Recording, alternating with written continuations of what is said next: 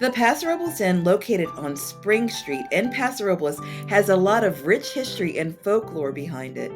It was designed by famed architect Stanford White, who also designed Madison Square Garden and the Boston Library. It had spire-like chimneys and features of that of a castle to draw in the rich and famous to come stay at this beautiful location. Legend has it that this was one of the favorite haunts of Jesse James. Guests would come from far and wide to enjoy the luxury accommodations and the healing hot springs the inn had to offer.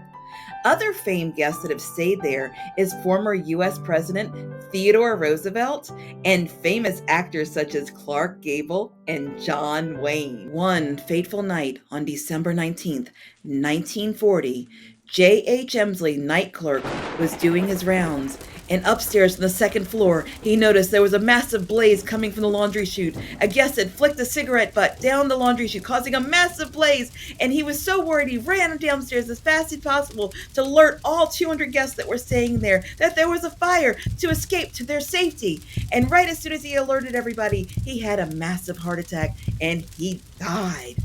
He never lived to know if all 200 guests had made it out alive, and they did, thanks to J.H. Emsley. When the fire department arrived, they realized that the hotel was a complete loss.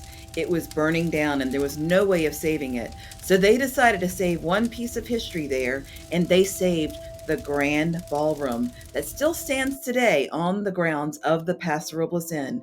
It is a luxurious, gorgeous place that is full of history, built in 1889.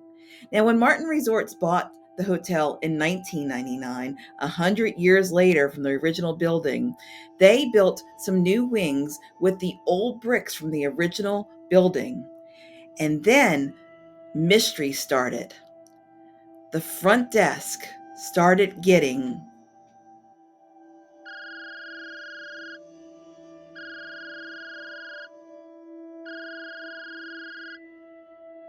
hello, hello, hello, hello, anybody there? The front desk kept on getting these mysterious phone calls from room 1007. There was no explanation why these phone calls were coming in, but they all came from room 1007. When they would all investigate the room, there was no one there. They sent a maintenance person there to check out the phone line to see what they could figure out. And all of a sudden, the phone lit up and the phone rang the front desk. And he grabbed the phone and he tried to roll over to the second line. And the second line called the front desk. And all of a sudden, there was this huge squelch! And they had no idea where it came from. All they know is these mysterious calls kept on coming. And one day, 911 received a call from room 1007. When the emergency workers arrived to the hotel, they went to the hotel room and looked in there, and there was no one there. But at the hotel, you don't just dial 911. You have to dial an 8 and a 0 and then 911 to get your call through. Why were these calls happening? They kept on happening, and they couldn't explain anything. Who could be making the calls from room 1007? A hotel manager looked into the history of the hotel and found the story about the great blaze of 1940 that destroyed the original hotel. He found the story about J.H. Emsley dying of the heart attack, but saving all the guests so they all lived.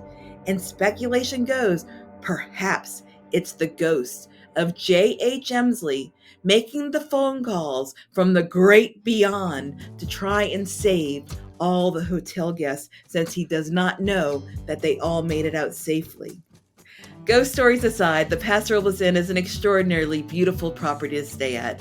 There's gorgeous serene grounds, including a beautiful rose garden. It still has the historic Grand Ballroom built in 1889, so filled with history. And the hotel has a renowned steakhouse, a retro coffee shop, and a cattleman's lounge, among many other things. Located right across the street from the park in downtown Paso Robles, with plenty of shops and restaurants. Next time you're in Paso Robles, go stay at the Paso Robles Inn.